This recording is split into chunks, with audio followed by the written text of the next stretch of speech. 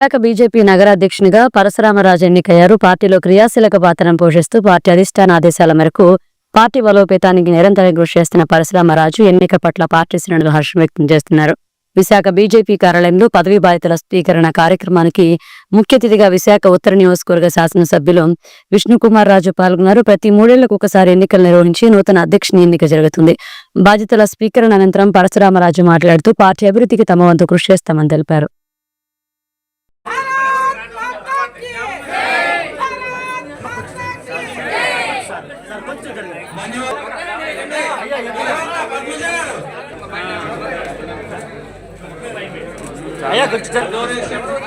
దయచేసి కూర్చోండి, అందరూ దయచేసి నిశ్శబ్దంగా ఉంటే మనం చాలా సమయం తక్కువ ఉంది. మీడియా జనతా పార్టీ ఒక విలక్షణమైన రాజకీయ పార్టీ. ప్రతి 3 సంవత్సరాలకు ఒకసారి సంస్థాగతంగా సభ్యత్వం చేసుకుని బూత్ కమిటీలు వేసుకుని గ్రామ స్థాయి నుంచి జరుపుకుని అధ్యక్షులు నియమించుకుంటాం.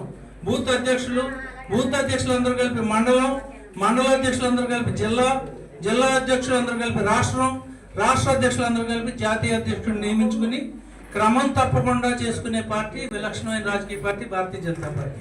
అందులో భాగంగా గత 4 నెలలుగా సెప్టెంబర్ నుంచి కూడా సభ్యత్వం చేయడం, విశాఖపట్నం 2 రాష్ట్రాల్లో కూడా విశాఖపట్నం అత్యధిక స్థాయిలో మెంబర్షిప్ చేయడం, నిజంగా ఇక్కడ టీం అందరికీ కూడా అభినందనలు.